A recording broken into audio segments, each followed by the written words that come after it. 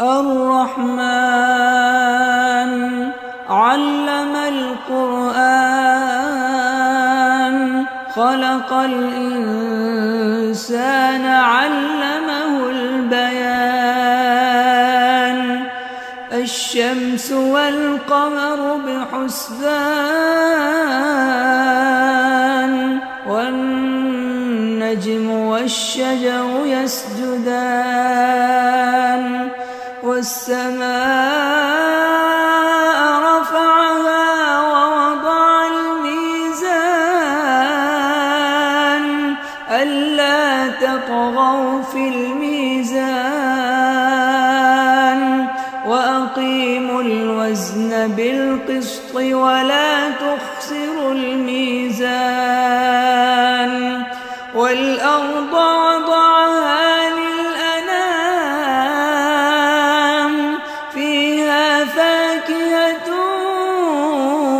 والنخل ذات الأكمام والحب ذو العصف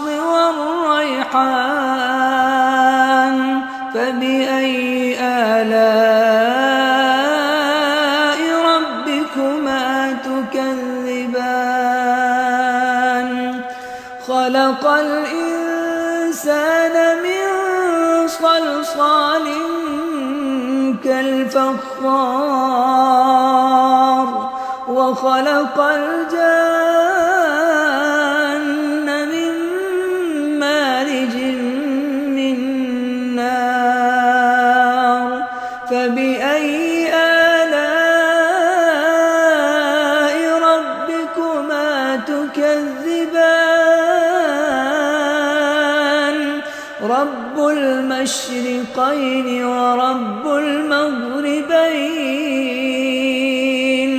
فبأي آلاء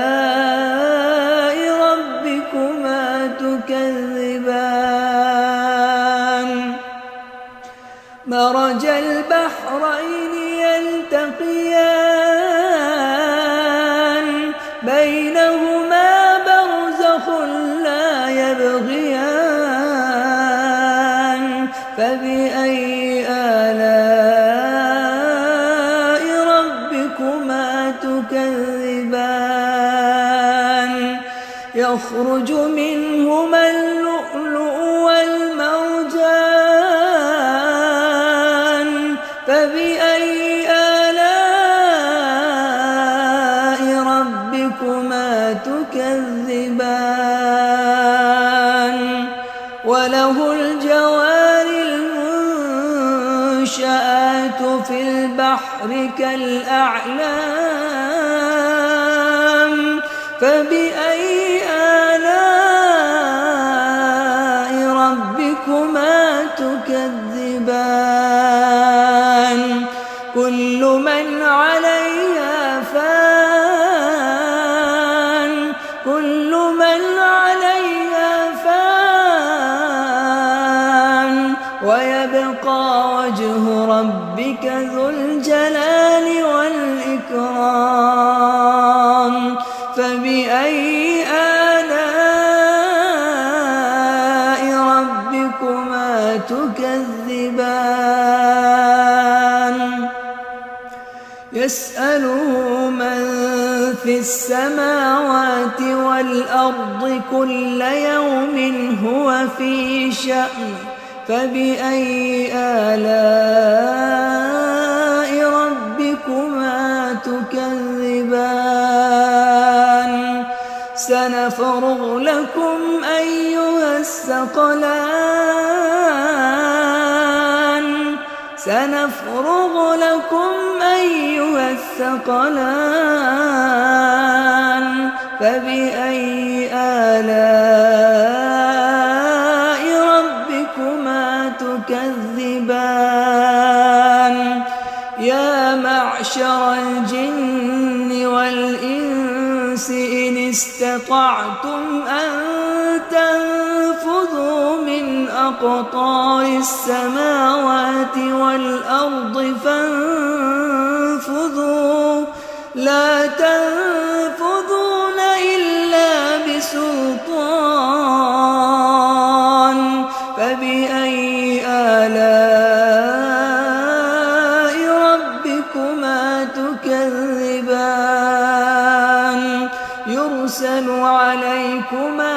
وشواظ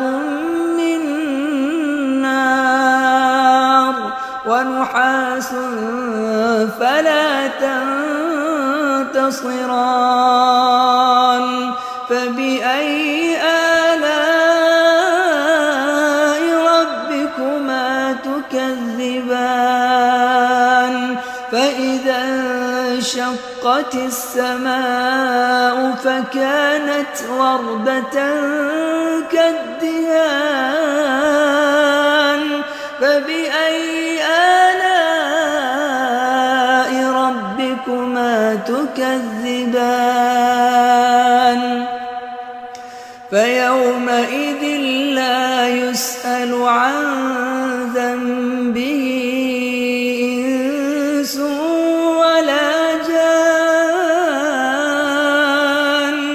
فبأي آلاء ربكما تكذبان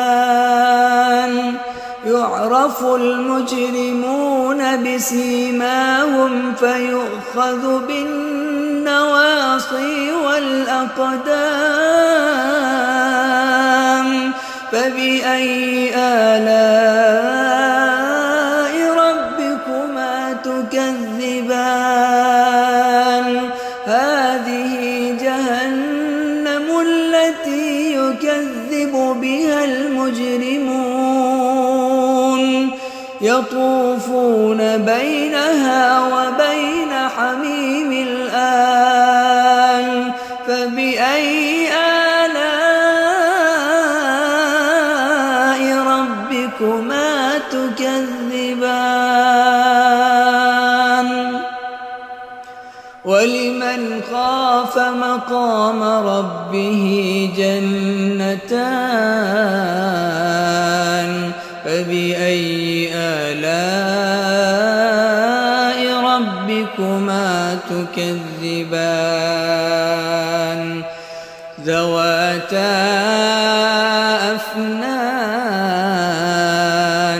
فبأي آلاء ربكما تكذبان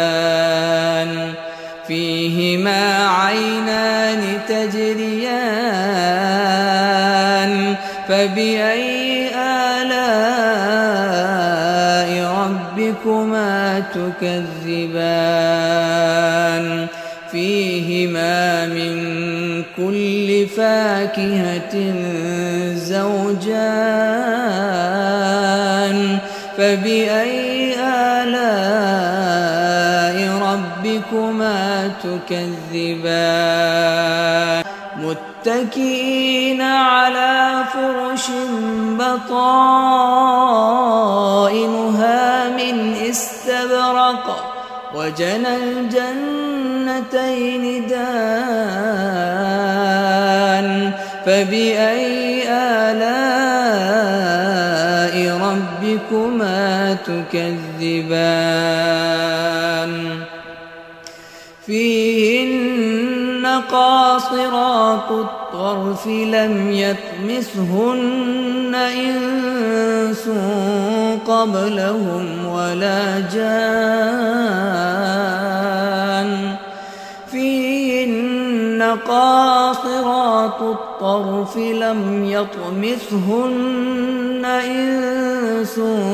قبلهم ولا جان فبأي آلاء ربكما تكذبان كأنهن الياقوت والمرجان فبأي آلاء ربكما تكذبان هل جزاء الإحسان إلا الإحسان فبأي آلاء ربكما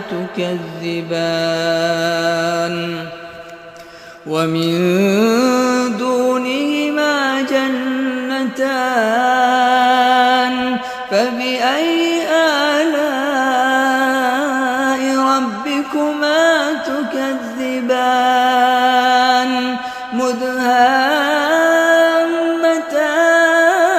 مدهامتان فبأي آلاء ربكما تكذبان فيهما عينان نضاختان فبأي آلاء ربكما تكذبان فيهما فاكهة ونخل ورمان فبأي آلاء ربكما تكذبان فيهن خيرات حسان فبأي آلاء